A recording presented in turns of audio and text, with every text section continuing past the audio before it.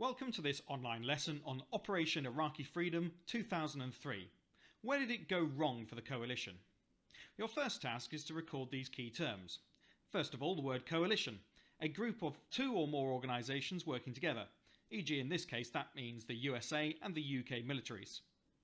Guerrilla, this is a term that we may have encountered before, from the French for little war, where a small force uses ambush tactics to take on a more powerful enemy.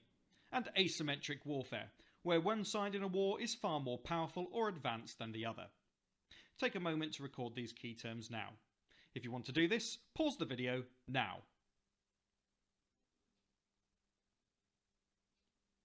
Okay, once we've got those key words down, I'll just start by saying that this is an odd piece of history for me because, well, I remember it very well.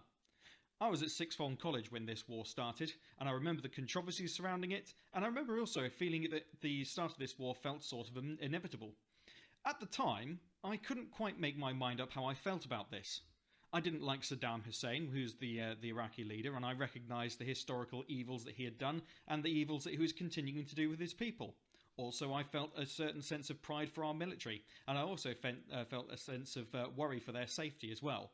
But ultimately, I couldn't quite convince myself that going into war at this time was the right idea. But then what did I know? I was about 17 years old at the time, and so I was very much removed from the real politics of it, and I didn't even have the vote yet. What's been fascinating for me now is to re-evaluate this particular topic from the point of view of a history teacher, and the fact that it is now history. After all, I'm filming this in 2020, and it's 17 years ago. Many of my students, in fact virtually all of my students now, were not even born when this event happened. And yet it is still very recent, and many of the technologies that are exemplified within this conflict are still very much in use today. Anyway, let's begin by looking at the coalition plans. Let's consider the plan in terms of facts and figures. Firstly, consider this map. I was able to get this from the BBC News website.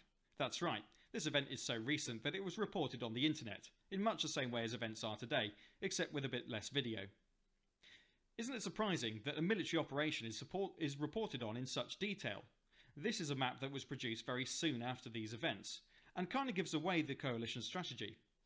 Now, this wouldn't have been the same as breaking very desperate military secrets. However, it is a sign that in democracies in the modern era, people expect the military to be held to account, and they do expect these wars to be reported on accurately. They expect it of their governments, they expect it of their militaries, and this is a real contrast to the censorship of earlier years. That's not to say that there wasn't still a good number of military secrets involved in this case too. The US and British plan was as follows. Firstly, the coalition airstrikes. The coalition struck with their most modern weapons. These included stealth bombers, which are invisible to radar, cruise missiles, drones, and guided smart bombs.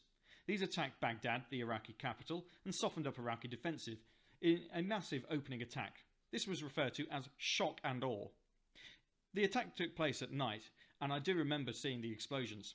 It was all very impressive, and also rather terrifying, and it was designed to show off just how technologically superior and sophisticated the coalition forces were to their Iraqi enemies. Now some tasks. Find or draw a map of Iraq. I've included in the description a link to a suitable map that you could use. Add a label to your map for air attacks. You might also want to include the other labels that you see on here. Explain why the term shock and awe was used to describe these air attacks. And then, as an extension, what might explain Iraq's inability to defend itself against this attack? If you want to complete these tasks, press pause now.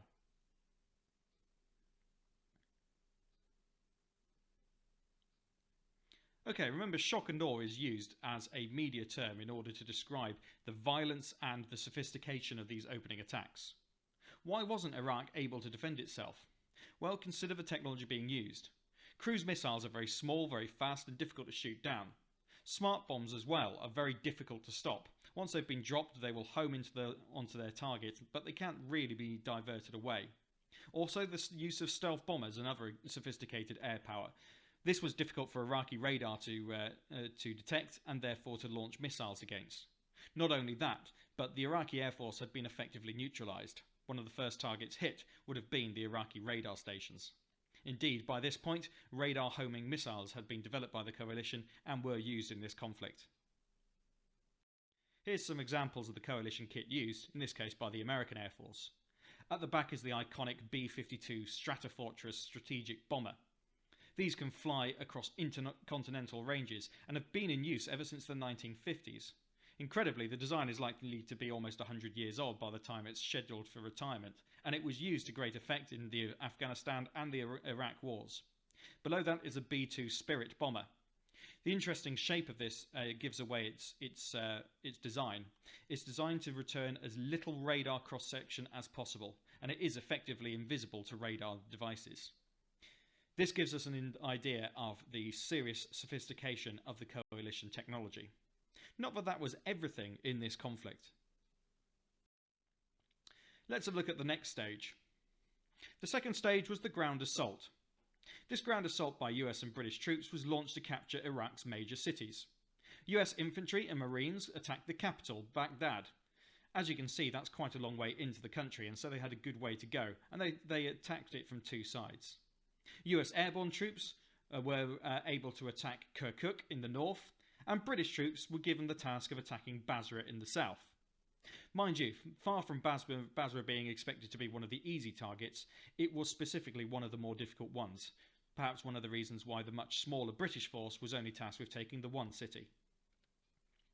There were 150,000 US troops involved and 45,000 British troops, a significant proportion of the whole of Britain's army. Facing them were 650,000 Iraqi troops and another 650,000 reserves.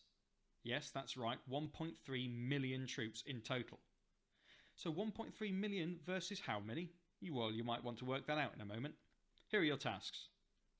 Add labels to your map for the ground assaults, including which country did what and where they went. Secondly, how many more troops did the Iraqis have than the coalition? But thirdly, how might the coalition overcome being so outnumbered?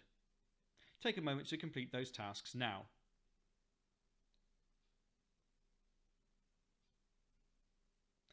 Okay, let's have a look at some answers.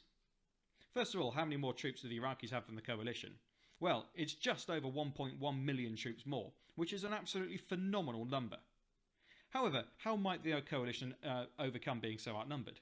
Well, we must consider that despite the fact that the coalition forces were smaller, they were far more professional, they were better trained, and they had massively superior technological weapons and training to their opponents.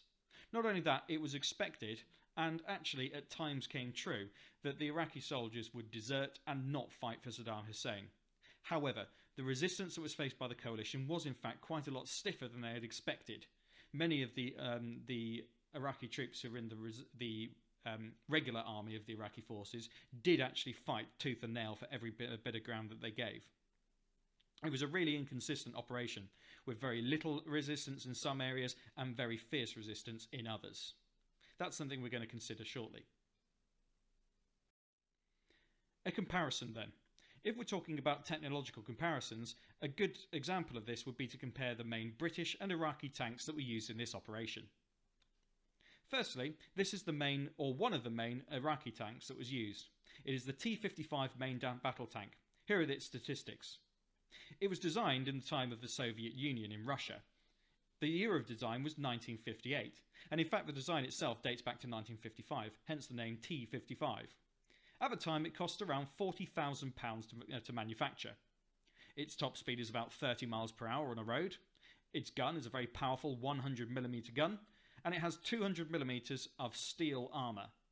Some Iraqi tanks were upgraded with extra plates of both concrete and extra steel armour too, like the one pictured. In addition to this, it had basic night vision. The large lanterns on top of the tank are actually infrared lights that would shine on enemy tanks, which would be invisible to the naked eye, but would be able to be picked up by the sensors within the tank. It was a good design for its time, but of course by 2003, it's approaching 50 years old. Now consider the UK Challenger 2 main battle tank. This was designed in the UK. It entered service in 1998, based upon an earlier Challenger 1 design, and each tank costs £4 million. Its top speed is 35 miles per hour. Its gun is a 120mm gun, and its armour is, well, top secret. I can't tell you.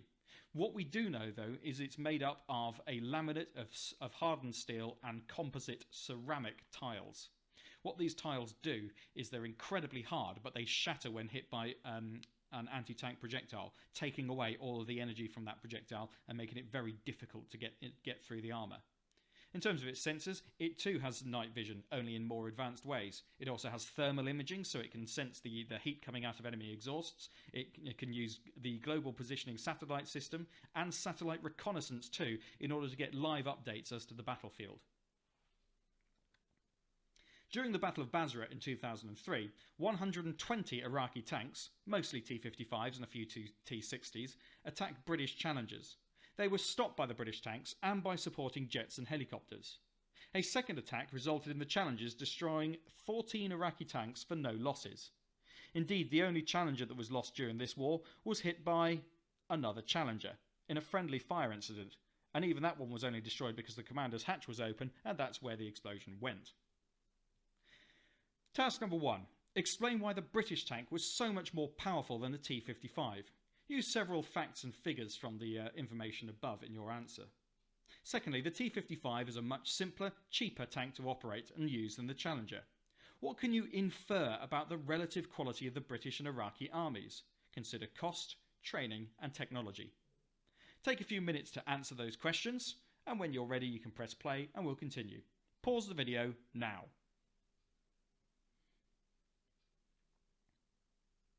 Well, there are so many ways that you could have chosen to explain why the UK Challenger 2 main battle tank is so much more powerful than the Iraqi T-55.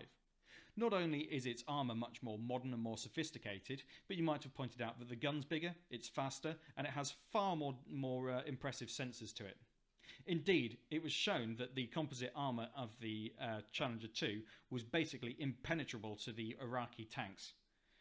One of the only Challenger 2s to have its armour punctured was actually with a point-blank rocket attack in a town as the tank was was going over a bank, exposing its thinner armour underneath. And even that tank survived and was back in action within a few hours. The UK Challenger 2 main battle tank is one of the most powerful tanks in the world, and the Iraqi T-55 was completely outclassed.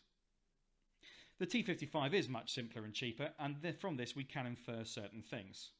Firstly, as a simple tank to drive and operate, it requires a lower level of training from its crews. This is also evidence that there is a lower level of training expected from the Iraqi army. Also, the amount of technology that's at the disposal of the Iraqis must be fairly limited. If they're still using Soviet tanks that were designed in the 1950s and built in the 1960s, even with modifications, it shows that actually the technological abilities of the Iraqi army to develop their own new weapons are fairly limited. And also, let's consider cost. Britain has one of the largest economies in the world and spends a significant amount of money every single year on its army. The Iraqi army, in comparison, took up an awful lot of Iraq's money, but Iraq is a poorer country, although not a poor country by any stretch of the imagination given its oil reserves, and was not able to compete with the spending of the British government. So that's a bit of a summary as to what we can infer from the technological differences between these tanks. Let's consider the coalition strategy in terms of long-term plans, both what they intended and what really happened. Firstly, these are the coalition plans. Remember the first two phases, shock and awe, the massive air attacks on Iraqi defences to weaken Iraqi defences physically and psychologically and kill members of the Iraqi leadership. And phase 2, the ground assault. Tanks and troops supported from the air attack major cities, including Baghdad, Kirkuk, Basra, and also to encourage the Iraqis to surrender or rise up against Saddam Hussein. Well, all of that happened. Phase 3 is where things start to go wrong. This is what was intended: regime change. Overthrow the Iraqi government, install a new Iraqi government, and win the hearts and minds of Iraqi people. Speaking from experience, this phrase of winning hearts and minds was constantly repeated in the news, and it was a major part of the coalition strategy and something that they hoped for, but also something that they never really achieved. If you've got any knowledge of current affairs in the Middle East, you might already have expected this. Here's what really happened. Phase 1, shock and awe. Iraqi defences were weakened, but most of the Iraqi leadership, including Saddam Hussein, escaped, although Hussein was captured later. Phase 2, the ground assault. Iraqi cities were taken quickly, but some surrendered. But Iraqi forces, particularly the elite Fedayeen troops, put up some fierce resistance. Phase 3. Regime change. Saddam Hussein's government was quickly overthrown. But, despite some Iraqis celebrating the end of Saddam, civilian casualties, encouraged by troops who didn't surrender, prompted a guerrilla insurgency. Some of the feelings of the Iraqi civilians are shown in a video that I've included in the description. It not only shows some of the coalition strikes during the shock and awe phase, but it also shows some of the civilians reacting to the events afterwards and presumably the losses they had suffered to loved ones. It was a tragic, tragic situation. I also do remember clearly seeing on the news the statue of Saddam Hussein being joyously overthrown and taken down by Iraqi civilians. They were given some help by the American soldiers, though, who rather unwisely draped an American flag over Saddam's face before, perhaps more wisely, replacing that with an Iraqi one. Indeed, the way that coalition troops were portrayed in the news was a crucial part of their fight. They needed to be seen to be the good guys in this situation, and they weren't always able to do it. Firstly, explain in what ways the invasion was a success. Aim for 3 examples here. Explain in what ways the invasion was a failure. Again, aim for 3 examples. Thirdly, overall, was the coalition strategy a success or a failure? That's a matter of opinion, so I'll leave that up to you. Lastly, in what ways might the coalition failures be similar to the US experience in Vietnam? Now, my students have studied the Vietnam War as well, and so they should be able to do that. However, you might want to give that one some thought or do some extra reading in order to understand it. In order to complete those tasks, you will want to pause your video in a moment and then press play when you are ready to continue. Pause the video now. Well, hopefully you've identified some successes and failures, and I'm sure you've formulated your opinion as to whether the coalition strategy overall was a success or a failure. However, that last point about how coalition failures might be similar to the US experience in Vietnam, well, remember that when the Vietnam War began, it was expected that American firepower would quickly overthrow the Viet Cong and indeed the North Vietnamese army. What they found instead is that their actions in damaging Vietnamese villages actually caused more people to turn away from the South Vietnamese government and join the Viet Cong guerrilla fighters. A similar situation existed in Iraq. People who had been outraged and upset by American and British bombing attacks and the civilian casualties that these inevitably entailed would often join Iraqi Islamist terrorist and insurgent organisations to attack coalition troops and the new Iraqi government.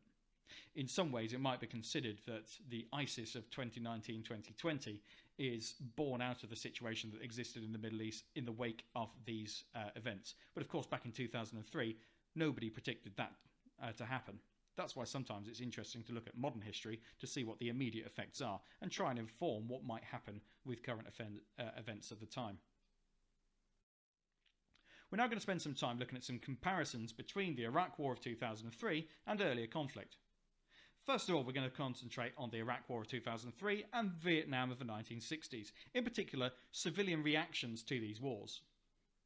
Check out these sources here. Notice the similarities. What might be going on? Well, as it happens, they're both protests. Source A is an anti-war protest in Washington, D.C. in the 1960s. Source B, on the right, is an anti-war protest in London on February the 15th, 2003. It's supposed that there might have been as many as 1 million people who took part in that protest, which made it at the time the largest protest ever to take place in Britain. Consider source C as well. This is from the Warfare Through Time textbook, which was published in 2015. The coalition defeated the Iraqi army within about 20 days, but it was another 8 years before they could leave the new Iraqi government in charge. Local unofficial Iraqi militia groups who resented, which means hated, the coalition, destroyed water supplies and sniped at coalition troops. In 2007, the British had to leave Basra and let 30,000 new Iraqi army troops take control with house-to-house searches. The tactics that allowed the coalition to capture Iraqi cities were no use in controlling them. Here's some tasks then. First of all, study sources A and B. What similarity or similarities can you infer from these sources about the Iraq and Vietnam wars? Secondly, why do you think people opposed both wars?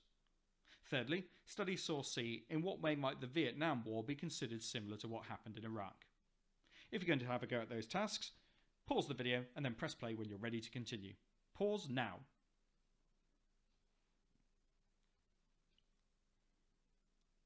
Okay, here's some of the things that you might have picked up.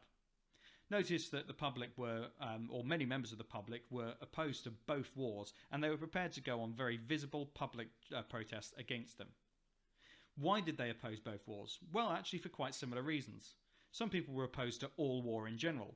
Some of them were worried about the use of soldiers from their country in being used in this way, whether or not they were really advancing the interests of the country as a whole, and whether it was worth risking these young lives in that way.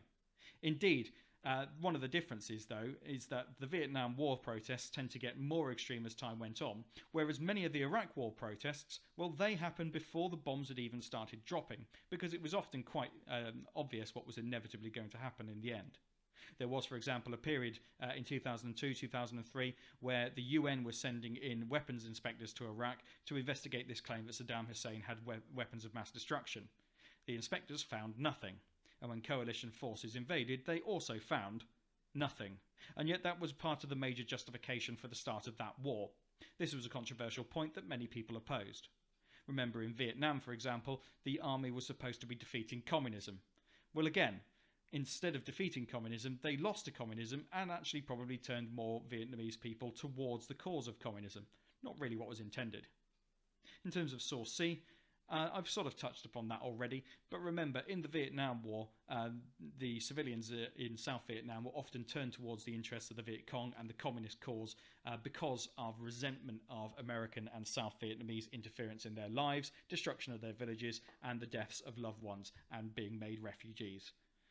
Similarly, in Iraq, many Iraqis who hated Saddam Hussein didn't much prefer the American and British occupiers too, because they were seen as imposing their foreign will upon their country. A really complex and again quite tragic situation. Comparison number 2. Iraq 2003 versus Crimea of the 1850s. Now hang on, what on earth has a modern war of 2003 got to do with a very old-fashioned war of the 1850s? Well, in one crucial respect, they are quite similar. This particular part of the video will require access to one other video because we're going to look at something that happens between these periods as well. You'll find out more when I show you the sources. Source D is an extract from William Russell's report in the Times newspaper on the charge of the Light Brigade. This was in 1854. Russell's reports took about 5 hours to reach London and would be published within about a week of the events that they describe. Russell wrote, "I shall proceed to describe to you, to the best of my powers, what occurred under my own eyes, and state the facts which I have heard from men whose veracity is unimpeachable." That means that they were from men that he really believes.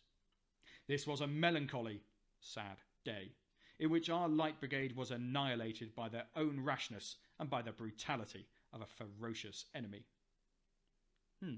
So, William Russell is describing events that he has seen or heard from people who are actually there and then reporting them straight back to London where they're written up. That's how the war was reported in 1850. And it was arguably the first, arguably modern reporting of war ever. Source E. Well, this is where you'll need that link that's in the description. Listen to that link.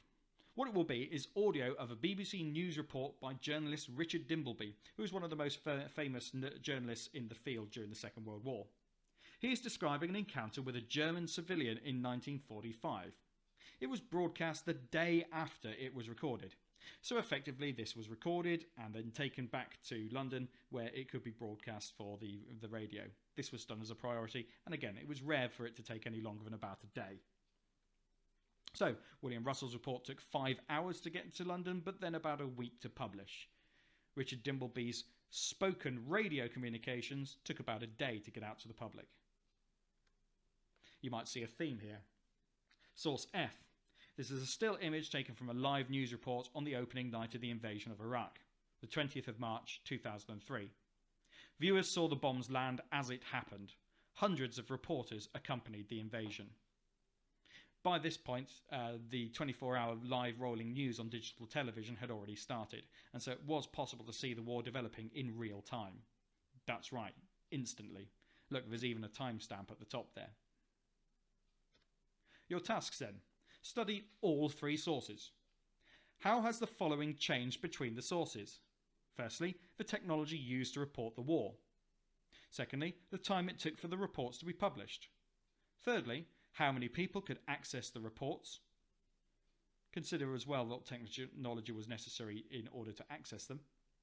And also how many people were actually reporting on the war at any one time. As a challenge, explain one similarity and one difference between the type of reports in source D and source F. Okay, when you're ready to continue, press play, but for now, pause the video.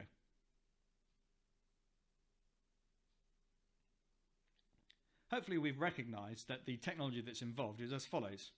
William Russell's reports were written in the newspapers but were communicated by telegraph in order to get there, whereas in source E it was broadcast by radio so that there was audio evidence of what was going on.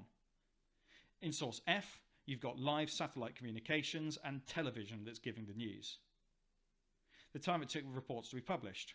Well, source D, about a week. Source E, about a day. Source F, instantaneous. And lastly, how many people were reporting how many people could access the reports? Well, source D would largely be the middle classes. In other words, educated people who could read and who could afford a newspaper every day. Source E was available to many more people, anyone who could afford a radio in their homes, which was quite common in the Second World War. Source F is probably open to the majority of people though. Virtually all households by 2003 had a television, and many of those had access to 24-hour rolling news, or indeed the nightly news bulletins that we still get today. So how many people were reporting on the war? Well, in the Crimean War, as far as I'm aware, in the Crimea itself was just one man, William Russell. Oh, and his mate Roger Fenton, who took photographs. In source E, well, there were many correspondents from all over the place, but very few that were actually out in the field. Richard Dimbleby was one of the few British examples of someone who accompanied the troops into action. However, in source F, television companies were almost like an army to themselves. There were hundreds of reporters out in the field representing the news teams of many different countries, not just those of America and Britain, but also Arabic countries and virtually any language that you could possibly imagine. And imagine the thousands of people who were required to support those. These reporters were indeed putting themselves in harm's way in order to get the truth and, as far as possible, the factual information out to the people.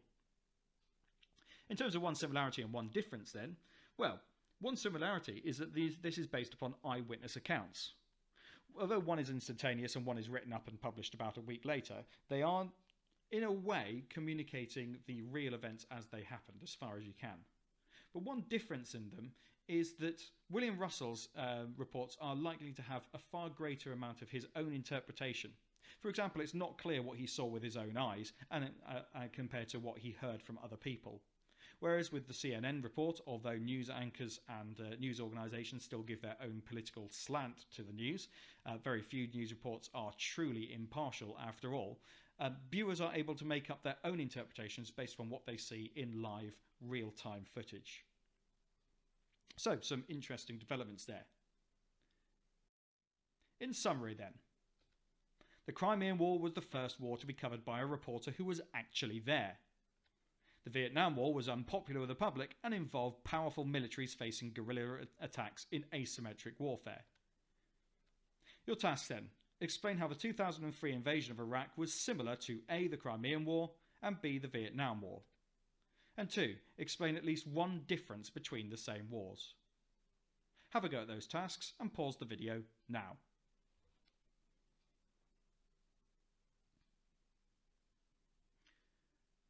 Okay, one way that it is similar to the Crimean War is that the Iraq War was reported by people writing for newspapers, websites and so on. Of course, in the Crimean War it was just the newspaper, but you still had eyewitness reports coming from the battlefield. In terms of the Vietnam War, remember the Iraq War was also very unpopular with many members of the public and involved guerrilla fighting against a much more technologically advanced attacker. In both cases, the Americans were primarily involved. Indeed, the invasion of Iraq is another example of guerrilla and asymmetric warfare. In terms of the differences then, well, the Crimean War was related in much slower and less detail than the Iraq War, which tended to be have virtually every minute detail reported. And indeed, I remember virtually every British troop death being reported individually too. Secondly, another difference with the Vietnam War is, well, for one thing, the British were involved in Iraq, but they were not involved in the Vietnam War. Secondly, the protests for the Iraq War tended to be focused on the events leading up to the war, rather than a gradual turning against the war as it dragged on, as you had with Vietnam. And that makes them really quite different. One thing I'd just like to finish on is have a look at that photograph at the bottom right. What do you think of the body language that's actually at use there? Is that British soldier telling off this Iraqi man? Is he trying to slap him on the shoulder and be friendly? Either way, it's difficult if he can't speak the language, and also he's holding an assault rifle. We can tell that he's attached to the armoured regiments. You can see the Desert Rat's shoulder patch on his shoulder. What about the Iraqi civilian? Can he understand what's being said to him? Is he frightened? Is he disgusted? Or is he in fact pleased to see him? It's such an enigmatic photo, and one of the things that I think is really effective about it is what you can see in the background. You can see the smoke rising from the destruction. And yet, in the foreground, normal life appears to be trying to carry on. War hasn't got any more pleasant for all its technologically advanced features. Ultimately, it's still real people being put through risk and being put through suffering.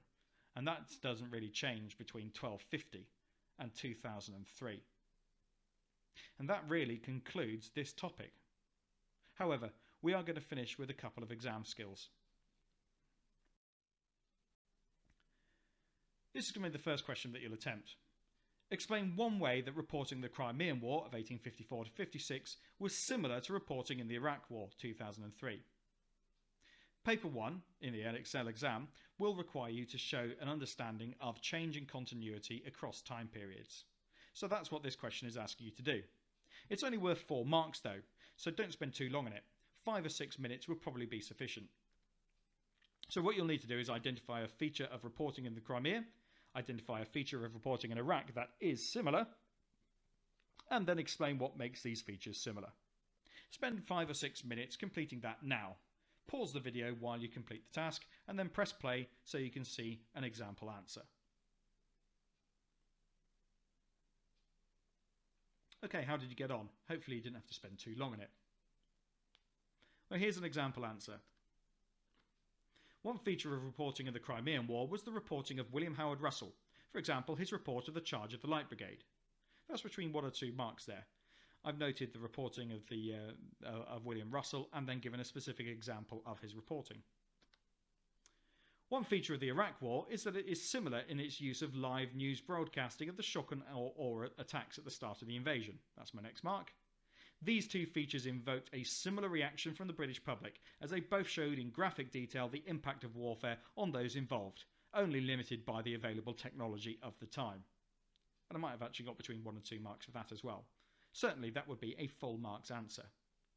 Have a read of the way that I've written this, and then make some improvements to your own answer if you need to, or have a go at marking it and seeing how many of those marks you've picked up. There's 2 marks for your knowledge and 2 marks for your explanation, and you must have shown and explained a similarity. Have a go at improving it now.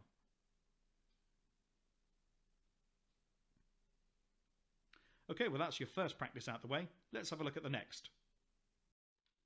Explain one way in which technology had a similar impact in World War I and in the Iraq invasion of 2003. Again, only 4 marks, with 2 marks for your knowledge and 2 marks for your explanation of a similarity. So follow the similar procedure that you did before. Identify a feature of technology in World War I, and if you're unable to do this, I have got a video on the breaking of the stalemate in World War I which can help with this. Identify a feature of technology in Iraq that is similar, and explain what makes these features similar. Spend about 5 or 6 minutes on this, but no more, and then we'll have a look at another example answer. Pause the video now.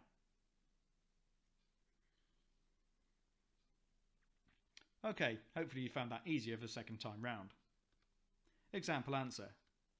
One feature of technology was the use of combined arms in 1918, where tanks, planes and infantry would work together to break through enemy defences. Okay, get 1 to 2 marks for that. One feature of the Iraq War that is similar was the use of cruise missiles and air power in the shock and awe phase of the invasion, which softened up Iraqi defences. And then my explanation as to why they're similar. These 2 features both used the most advanced technology of the time to overcome the defences of their opponents. In World War I, this was the breaking through the lines of trenches, and in Iraq, this involved destroying radar and air defences. Again, take a moment to compare this to your answer, add any detail or make any improvements to your explanations that you deem necessary, and when you think you've got full marks, you can consider this lesson complete. So, on that note, I'll say thank you very much for watching. I hope it's been useful. If it has been, give this video a like and subscribe to the channel. Thanks for watching, and oh, by the way, that's the last video in the Warfare 3 Times series. There will be a further series looking at the source analysis skills and the source focused part of the course looking at London and the Second World War, but actually in terms of the development of warfare from 1250 to 2003, we are now done. So, goodbye.